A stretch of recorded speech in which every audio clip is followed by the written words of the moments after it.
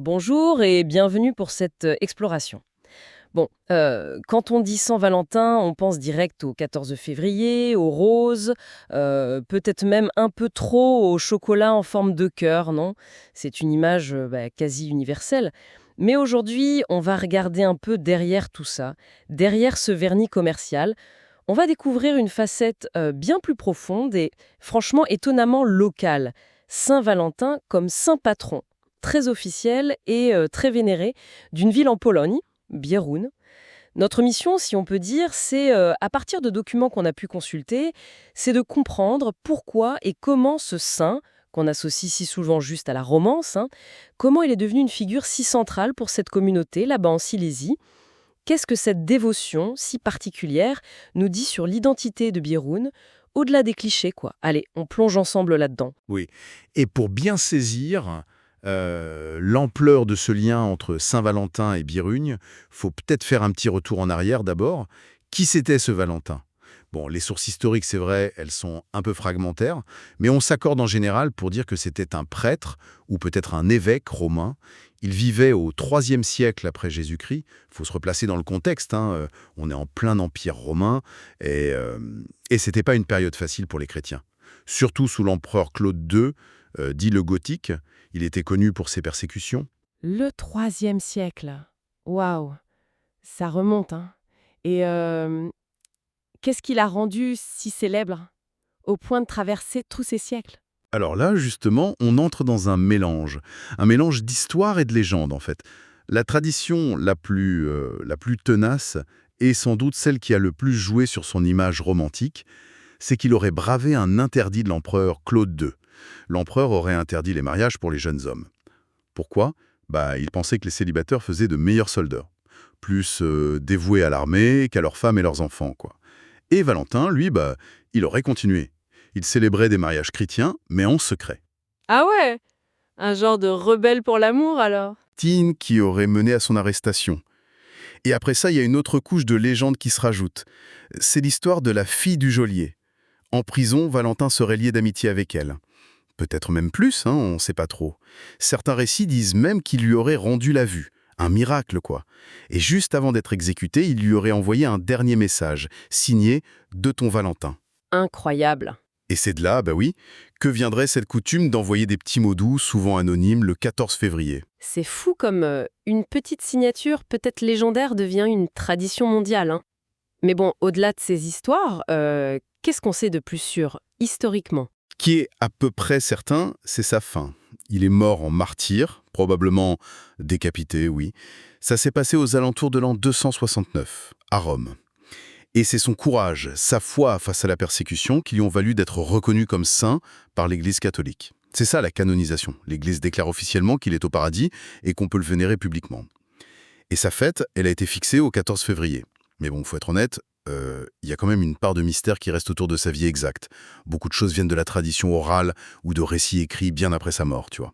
D'accord, donc on a le personnage, martyr romain, troisième siècle, lié à l'amour, au courage. Ok. Mais alors, comment il fait ce saut de Rome à Bieruń, une petite ville en Pologne? Ça me paraît un sacré grand écart quand même, géographiquement, culturellement. Ben oui, c'est vrai que ça peut surprendre. En fait, c'est un lien qui s'est tissé tout doucement, sur plusieurs siècles. Les premières traces d'un culte pour Saint-Valentin à Bieruń, ça apparaît au XVIIe siècle. On commence à voir son image dans les églises là-bas. C'est un premier signe. Mais c'est pas encore un patronage officiel, attention. Et qu'est-ce qui fait basculer les choses alors? C'est quoi le moment clé? Le vrai tournant, ça arrive plus tard, au XVIIIe siècle. D'accord. C'est là, comme tu disais, que ça devient vraiment intéressant. Le clergé local et puis les habitants aussi, Oui. mais c'était de plus en plus dévoué, tu vois. Et ils décident de faire des démarches Pour? pour obtenir des reliques du saint. Ah, les reliques, c'est ça le moment clé. Voilà. L'arrivée de ces reliques, des fragments d'os ou des objets qui lui auraient appartenu, considérés comme sacrés, ça change tout. C'est un événement énorme pour la communauté. Et c'est vraiment à ce moment-là que Saint-Valentin est choisi de façon plus formelle par les gens comme protecteur spécial de la ville. Avoir des reliques, c'était un peu comme avoir une présence physique du saint parmi eux, quoi. Je comprends mieux. L'arrivée des reliques au XVIIIe siècle, ça ancre vraiment le lien. Mais pourquoi lui, spécifiquement? Et est-ce qu'on le prie à Biarrougne pour les mêmes raisons qu'ailleurs? Genre, juste pour l'amour? Et c'est là qu'on touche à la spécificité de Biarrougne. C'est sans doute un des points les plus frappants qui ressort des sources qu'on a. Alors oui, l'aspect amoureux, il n'est pas complètement absent, faut pas croire. Mais c'est absolument pas le principal. À Biarrougne, Saint-Valentin, on l'invoque avant tout pour la santé. La santé mentale. Oui, Et plus précisément encore, il est vu comme un intercesseur puissant pour les personnes qui souffrent de maladies mentales, nerveuses ou neurologiques. L'épilepsie, par exemple. attends, la santé mentale et neurologique, Ça, alors. c'est tellement loin de l'image des petites cartes de vœux. Est-ce que les sources expliquent d'où vient ce lien si particulier? Les documents ne détaillent pas toujours l'origine exacte de cette association. Elle semble s'être développée localement, au fil du temps. Parfois, ces patronages, ça naît d'événements précis, tu sais. Une épidémie qui s'arrête après des prières, ou bien la réputation d'une église pour certaines guérisons. Ce qui est sûr, c'est que cette dimension thérapeutique, elle est devenue centrale dans la dévotion à Birune. C'est vraiment ça qui est distinctif. Ça ancre Saint-Valentin dans les soucis très concrets des gens, bien loin de la vision un peu superficielle et commerciale qu'on en a ailleurs. Il devient un recours dans des moments de grande fragilité, physique et psychologique. Et cette tradition locale, ce patronage pour la santé, est-ce qu'il a une reconnaissance officielle? Ah oui, absolument. Et ça, c'est une étape super importante dans l'histoire récente de ce culte. Après des siècles de dévotion populaire, une démarche officielle a été lancée à la fin du XXe siècle. Les habitants de Biérougne, avec le soutien de leur évêque de Katowice de l'époque, Monseigneur Damien Zimon, Mhm. ils ont demandé au Vatican de reconnaître formellement Saint-Valentin comme le saint patron de leur ville. Et en 2001, sous Jean-Paul II, qui était polonais lui-même, donc ça a dû avoir une résonance, j'imagine, Oui, sans doute. eh bien cette reconnaissance a été accordée. C'est la Congrégation pour le culte divin et la discipline des sacrements, l'organisme du Vatican qui s'occupe de ça, qui a approuvé par décret. D'accord. Une confirmation venue d'en haut, quoi. Ça a dû être un moment fort pour les habitants, j'imagine. Très très important, c'est une validation religieuse, bien sûr, mais c'est aussi une reconnaissance symbolique, historique. C'est énorme. Ça vient confirmer, légitimer des siècles de foi, de traditions locales. Ça renforce le sentiment d'identité, la fierté de la communauté autour de son Saint-Valentin. Tu vois? D'accord. Et si on veut ressentir le cœur de cette dévotion aujourd'hui, où est-ce qu'il faut aller? À Birougne? Il doit y avoir un lieu emblématique, non? Oui, tout à fait.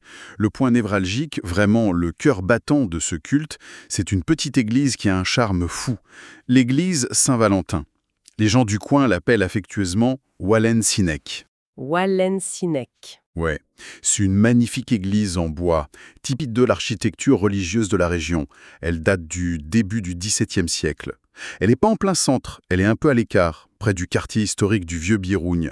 Ça lui donne une atmosphère assez paisible. Une église en bois du XVIIe. J'imagine l'ambiance. Et c'est là que tout se passe, principalement? C'est exactement ça. C'est dans cette église Wolantinecinek que sont gardées les fameuses reliques du saint. C'est considéré comme le trésor le plus précieux de la paroisse, tu penses bien, le signe tangible de la présence de Valentin. Et c'est autour de cette église que la dévotion atteint son sommet chaque année. Le 14 février, j'imagine? Précisément, le 14 février, c'est le jour de l'indulgence annuelle, l'Odpust en polonais. C'est peut-être bien de préciser ce que c'est, une indulgence dans ce contexte. Oui, bonne idée. Dans la tradition catholique, c'est une grâce spéciale que l'Église accorde. Ça permet aux fidèles, sous certaines conditions, prier dans un lieu saint, se confesser, communier, d'obtenir la rémission de ce qu'on appelle les peines temporelles, c'est-à-dire les conséquences des péchés qui ont déjà été pardonnés. C'est un moment spirituel très fort. Et ce qui est notable à Birune, c'est que cet Odpust, il a lieu toujours le 14 février, peu importe le jour de la semaine. Sauf cas de force majeure, bien sûr, genre une autre fête liturgique très importante qui tomberait pile ce jour-là. Ça montre bien l'importance qu'on y accorde, hein. Et concrètement, ça se passe comment, cette Odpust? C'est une journée assez intense. Bien sûr, il y a plusieurs messes, très solennelles, des temps de prière dédiés à Saint-Valentin, surtout pour les malades. Les fidèles reçoivent des bénédictions spéciales, mais il y a aussi des rituels plus spécifiques. Et assez impressionnants, d'ailleurs. Un des plus marquants que les sources mentionnent, c'est une procession que certains pèlerins font à genoux. À genoux? Oui, à genoux, autour de l'autel principal de l'église. C'est un geste de dévotion très profonde, de pénitence, de supplication. Ça demande un vrai engagement physique. Waouh! À genoux, ça témoigne d'une foi très, très incarnée, oui. Absolument. Et il y a une anecdote assez touchante qui lie encore plus la communauté à ce lieu. Apparemment, il y a une tradition d'une messe de minuit spéciale pour les pompiers, la nuit juste avant le 14 février. Les pompiers? Pourquoi eux? Parce que cette église en bois si précieuse, elle a une histoire mouvementée. Elle a survécu à 2 gros incendies dans le passé. Ah d'accord. Du coup, c'est une façon de remercier ceux qui protègent ce patrimoine. Et d'ailleurs, petit clin d'œil à la modernité, l'église est aujourd'hui équipée d'un système anti-incendie super moderne, avec détection et même auto-extinction. Une belle façon de préserver l'héritage. C'est une belle histoire, ça. Et cette anecdote sur les pompiers, ça montre bien que l'Haute-Pouste, c'est pas juste une affaire religieuse dans l'église. C'est plus large que ça. Exactement. Ça déborde largement ce cadre. C'est un moment majeur dans la vie de la ville. Une sorte de fusion entre la foi, la culture locale et une grande fête populaire. On sent bien cette dimension collective, oui. Comment ça se manifeste dans la ville concrètement ce jour-là? Ça prend plusieurs formes. D'abord, il y a l'aspect du pèlerinage. Beaucoup de gens ne font pas que venir à l'église, ils y convergent. Certains viennent des villages autour, souvent à pied, en petits groupes ou seuls. Il y a cette démarche volontaire, tu vois, un cheminement vers le lieu saint. Ensuite, les processions. Ça, c'est un élément clé. On ne garde pas les reliques enfermées. À certains moments, on les sort de l'église, on les porte solennellement, parfois même à travers les rues autour. Ça inscrit vraiment le saint dans l'espace public. Ça montre que sa protection s'étend à toute la ville. Et j'imagine qu'autour de l'église, ça doit être assez animé. Ah oui, carrément. C'est là qu'intervient la foire traditionnelle, le Jarmark Haute-Poustovi. C'est sans doute l'aspect le plus visible, le plus coloré pour quelqu'un qui vient de l'extérieur. Des dizaines et des dizaines de stands s'installent près de l'église. Et on y trouve un mélange fascinant, des objets de piété, chapelets, médailles, images du saint. Mais aussi des choses beaucoup plus profanes. Les fameux cœurs en pain d'épices, décorés, typiques de ces fêtes en Pologne. Ça, c'est incontournable. Il y a aussi des ballons, des jouets pour les enfants, de l'artisanat local. Et de quoi ranger, j'imagine. Après le pèlerinage, ça doit creuser. Évidemment, la nourriture, c'est important. On trouve des spécialités de la région. Les sources parlent des prajonki. Prajonki, c'est quoi? C'est un plat assez roboratif, à base de pommes de terre, de lardons, d'oignons. Traditionnellement, on cuit ça sur la braise dans une grosse marmite en fonte. On trouve aussi des gâteaux, du pain de campagne, servi avec du saindoux et des cornichons. Simple, mais ça tient au corps et c'est convivial. Ce Jarmark, c'est vraiment un lieu de brassage social. Toutes les générations se croisent. On passe de la prière à la dégustation d'une gourmandise. On retrouve des voisins, des amis. C'est la Pologne populaire et festive, quoi. Authentique. J'imagine bien l'ambiance. Est-ce qu'il y a aussi de la musique? Oui, et la musique et le folklore sont bien là. On entend souvent des fanfares locales, des harmonies. Elles jouent des airs religieux, mais aussi des morceaux plus entraînants. Les chorales de la paroisse, elles participent beaucoup aux messes. Et parfois, il y a des groupes folkloriques de la région qui viennent. Ils interprètent des chants, des danses traditionnelles de Silésie. Il existe même un chant spécifique pour le saint de Biron. O Tim Shuantim Valencine, à propos de ce Saint-Valentin. Ah, excellent! Et si on a de la chance, on peut voir des habitants qui portent fièrement les costumes traditionnels de la région. C'est une fête vraiment complète alors, qui mobilise tous les sens, toute la communauté. Et au cœur de tout ça, il y a quand même les célébrations religieuses. Absolument.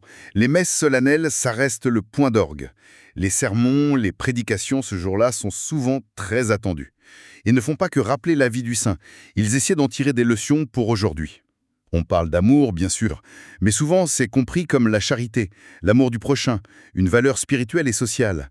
On insiste beaucoup sur l'importance du soutien mutuel, surtout face à la maladie. Ça fait écho au patronage spécifique de Valentin à Biron, tu vois ?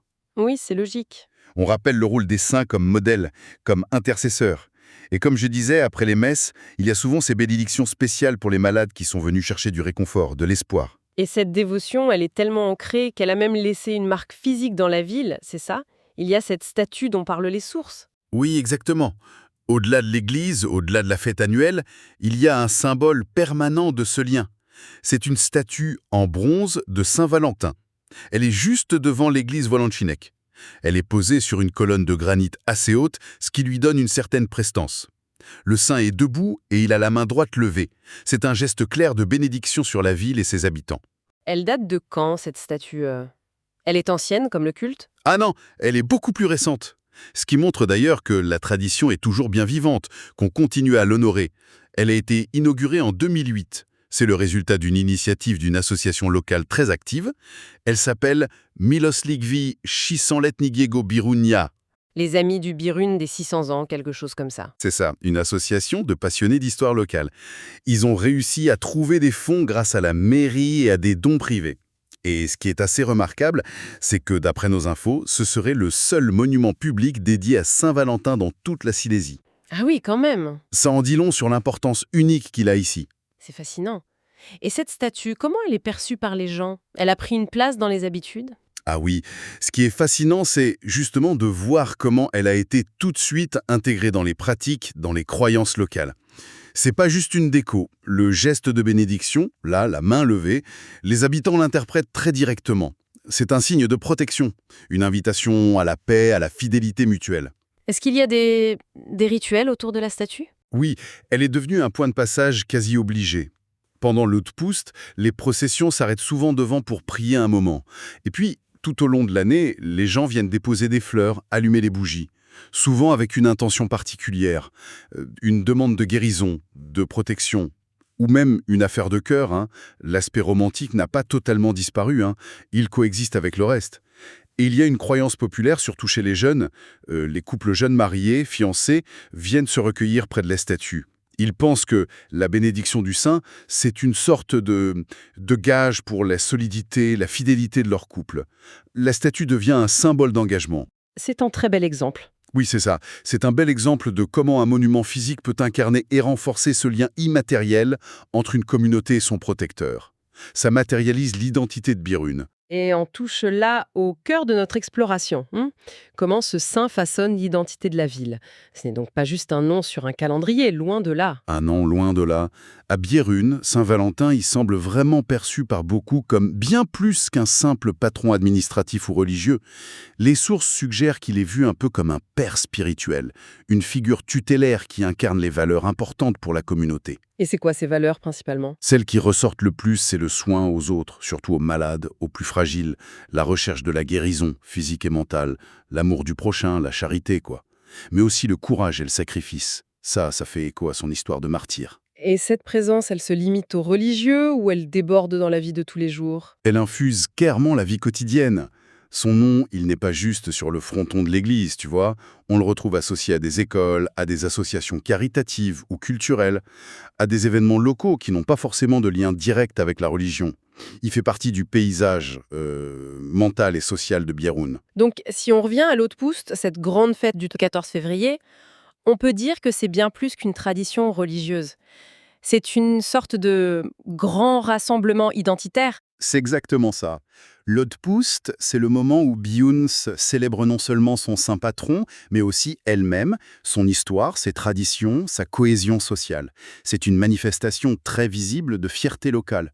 D'ailleurs, cette journée, c'est souvent l'occasion d'organiser des événements culturels à côté, dans les écoles, les institutions, des petites conférences sur l'histoire du culte, des expos de photos anciennes, des concerts, des spectacles faits par les enfants.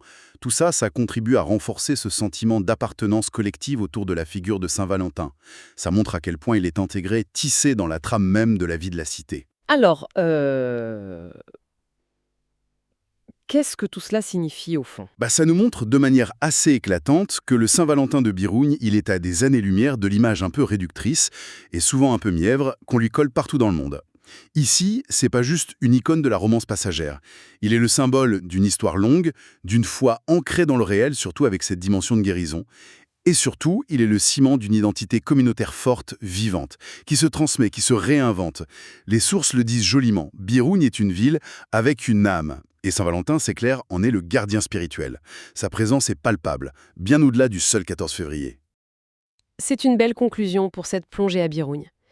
C'est vrai que c'est un rappel puissant que derrière les symboles qu'on croit universels, il y a souvent des réalités locales bien plus riches, bien plus complexes. Tout à fait.